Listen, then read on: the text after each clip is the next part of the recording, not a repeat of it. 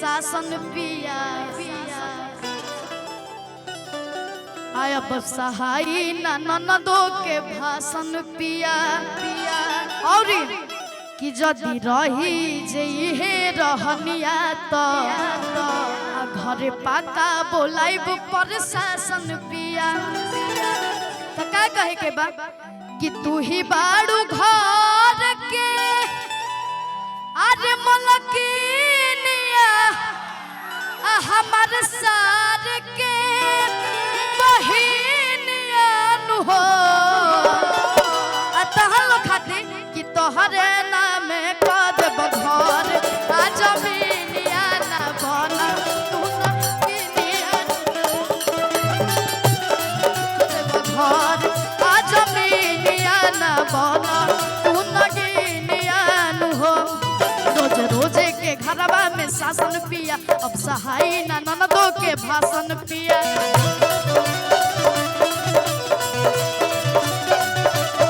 कि रोज रोजे के घरवा में शासन पिया अब सहाई ना ननदो के भाषण पिया और तू ही बाड़ू घर के मलकिनिया हमर सार के बहिनिया हमर सार के बहिनिया नु हो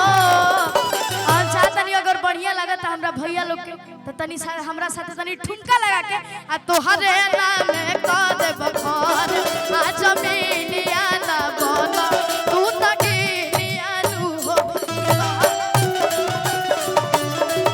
आ जमीनिया ना बना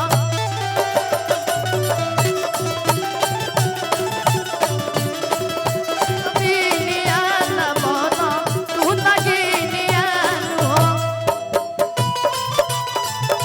लगा के जाने अरे कदम में सधे वाली जुड़ा में लगा के जाले चाल चलेली मत्ता वाली बगल वाली जान मारली बगल वाली जान मारली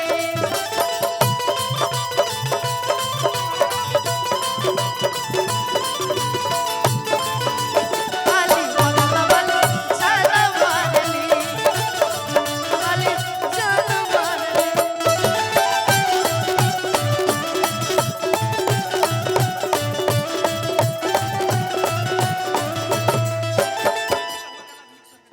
और कैसे कहे के बा कि बात बात धनी कि खिसिया के धनी अरसिया के धनी अब बात बात दे बेलू तला के धनी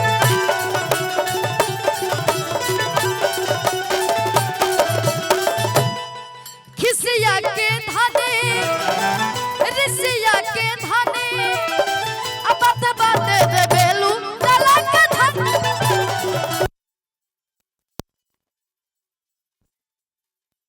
जत बानी राजा अब तो हम नहीं हर तू संभारा अपन घर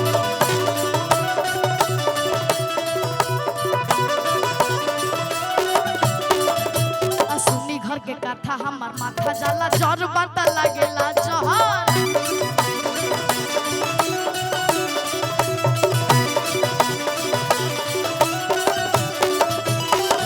कटी कैसे राजा के तुहरा दिन आया रे आई कैसे दिन आया रे आई कैसे दिन आनु हो कि तुहरे नाम कद बघर आ जमीनिया ना बना तू नगी तुहरे नाम कद बघर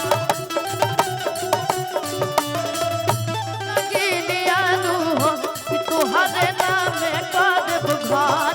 आ जमीनिया ना बना तू नगिनिया नु हो कि तुहरे नाम कद बघर आ जमीनिया ना बना तू नगिनिया नु हो तू नगिनिया नु। और अब हम चाहते हैं कि हमारे